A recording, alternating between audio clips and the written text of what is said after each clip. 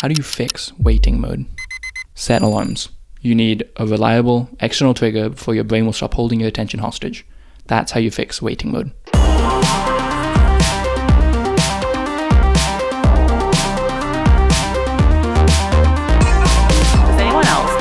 if you have ADHD, you're probably familiar with waiting mode. That's why I was staring at the wall and you just disrupted me in the middle of... What is waiting mode? To understand waiting mode, first you need to understand two concepts: hyper-fixation and time-blindness. A common misconception with ADHD is that it results in inability to focus. This isn't quite the whole picture. Rather, people with ADHD have a severe problem regulating their focus. So this can result in an inability to focus when you need or want to, or hyper-focusing to your detriment over a particular fixation. As the focus regulation isn't controllable, reliable, or predictable, it often means only the immediate threat of severe consequences can trigger hyper-focus. So obviously 2 to 6 a.m. is peak hyper-focus hours because there's no distraction and oftentimes a looming deadline or something coming up the next day. Untreated ADHD also means forever chasing the fantasy of a world where you could manually control your hyperfocus on things that might actually contribute to fixing and bettering your life. Have you ever been told you have so much potential if you just apply or focus yourself? Time blindness is having a particularly slippery grip on the passing of time, and when time mentally dilates, it's rarely to your benefit. When you combine time blindness with hyperfixation on something that your brain's deemed important enough, you get waiting mode. Your subconscious brain acknowledges that if you're not salient of a responsibility and the trigger for the action's not in your external environment, then you will forget about the responsibility. So it battles the entire day to maintain the trigger. Why is waiting mode actually helpful? Your brain isn't faulty. It's acting according to what it actually has learned about you. Having ADHD means having exacerbated difficulties when the consequence and the reward are separated by time from the action. So waiting mode is just your brain maintaining a trigger so that the action happens at the right time in regards to the consequence and reward. An example problem that occurs with delayed triggers for behavior is borrowing something from a friend. Every time you see them, you feel horrible because you didn't return the thing and you left it at home and you forgot about it. And the problem is that the trigger for the behavior is too late. By the time you see them and you have the consequence of seeing them and remembering you forgot, you've already left your home environment, so you can't actually fix the problem.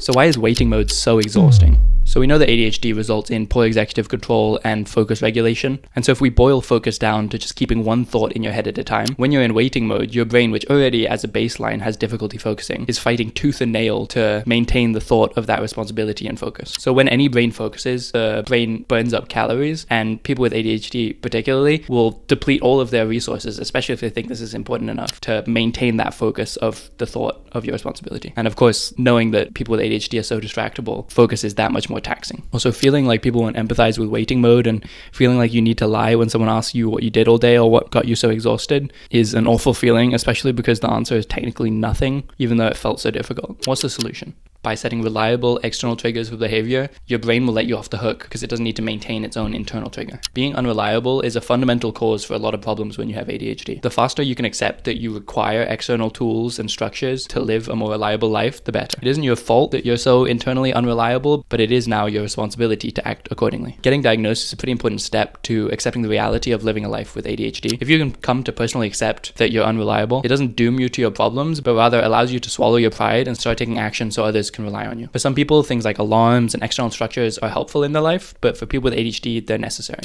A somewhat reliable internal trigger looks like waiting mode. External triggers that are less reliable look like physical notes, which are very useful because they're in your immediate environment, as opposed to in a notebook where they cease to exist as soon as you close the book, but they aren't disruptive. So if you're not careful, your brain will end up blending them into the backdrop of your environment. Unreliable. Asking someone else to remind you is a nice way to let go of the responsibility, but low-key never trust anyone else and also voluntarily be unnecessarily dependent. Also, growing up entails taking more responsibility for your behavior, and blaming someone else won't get you very far. So alarms are reliable and external. I set an alarm 60 minutes before and 5 minutes before any event or appointment that I have planned. The 60-minute alarm introduces the event into my subconscious, and so it kind of triggers like a half waiting mode, and then the 5 minutes is the immediate trigger where I know no matter what I'm doing, I drop that and then pack my stuff and leave. Some tips for alarms. Make sure your alarm is obnoxiously loud, and part of this is because actually the idea that you would be disrupting other people can sometimes be more motivating than the fact that you're disrupting yourself. Also, change your alarms or use alarms that you don't normally use so that your brain is disrupted by the sound and it doesn't end up blending into your environment. You don't want to become familiar with the sound of your alarm. This might sound obvious, but make sure to title your alarm. For me, I say just verb X in Y, and the Y is the amount of time in minutes. Yeah, I made the mistake before of not titling alarms, and then you just have an alarm go off at 4 p.m. and then you're just anxious because you have no clue what's going on, but you know that something's going to happen. Also, a side note that seems obvious, but the alarm should be based on not the time that the event starts, but the time that your action regarding the event starts. For example, I don't set an alarm that says my appointment's in 30 minutes.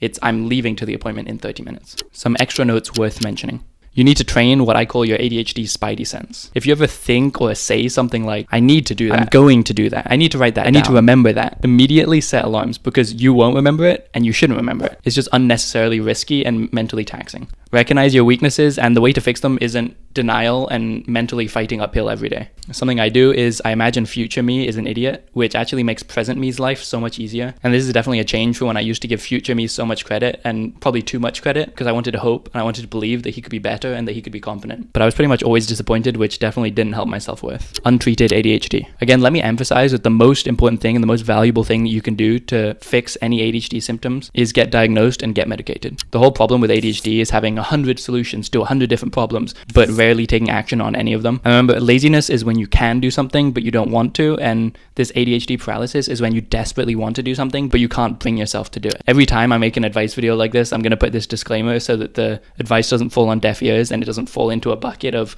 more things that you should do, but you beat yourself up for not doing. Waiting mode is a certain subtype of ADHD paralysis, and I'll make other videos on ADHD paralysis in the future. But if even after setting the alarms, you can't get your attention off the responsibility, some factors that are worth considering are you might be trying to remember or not forget certain processes that the activity entails, i.e. you have a doctor's appointment and you need to bring your files and your passport, but you know they're in the back of a cupboard. Your brain will probably be knowing that now the trigger for going to the hospital is there, but the actual actions that the alarm will trigger aren't written down, and so your brain doesn't want to let go of them. So writing this down and like brain dumping it on a whiteboard, or ideally like a piece of paper hanging in your environment that won't get shut in a notebook, is immensely helpful. Memory is pretty overrated and an energetically very tiring unnecessity, especially in your day-to-day. The same way how I'm sure you don't go to bed and expect yourself to wake up on time, I don't expect myself to remember anything or do anything on time if I haven't set the alarm. And my life is so much easier and I don't disappoint myself because of it. Another reason might be because you don't want to confront the planning part. And this is kind of like a bigger topic, but definitely like separate the planning from the executing. So ideally you plan all your days the night before. A technique that I use to spur this planning and this kind of thing that I actually don't particularly like doing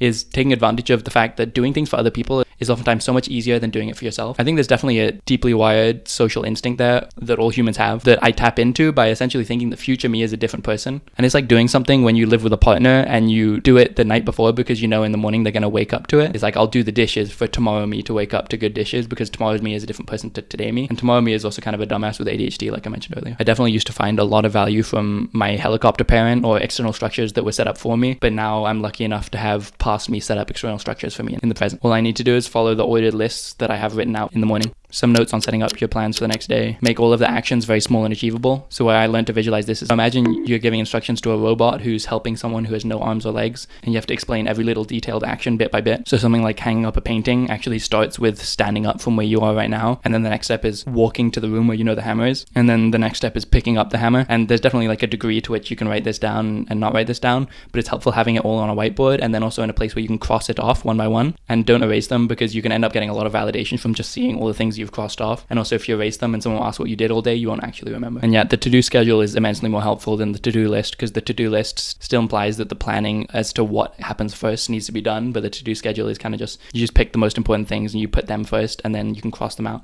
The silver line of battling with waiting mode for your whole life is that your bar ends up being set so low on a day when you have a responsibility that you need to attend to that sometimes just doing one other thing in the day is a big success, since normally the appointment would take all of your effort. Training your attention regulation. If you've taken all of the steps up to this point and your attention is still kind of flitting around the thing, the last 10% can be dealt with through things like meditation, which helps your mental discipline and helps you in the process of dismissing thoughts. It's like training the muscles of your brain to get better at grabbing and releasing thoughts at will. Medication and other psychosocial treatments are the vast majority of fixing all of these problems, but practicing this mental training is still valuable. A super simple meditation that you can do is lighting a candle and just keep bringing your attention back to the flame every time your thoughts wander. It's kind of like a good way to start just doing press-ups for your brain. In summary, because you have trouble regulating your attention, your brain takes the reins and forces you to maintain salience of an important thing so that you don't forget about it and suffer the consequences. If your brain can rest easy knowing it has disruptive alarms to trigger your action, your attention is more available for other things you want to do during the day.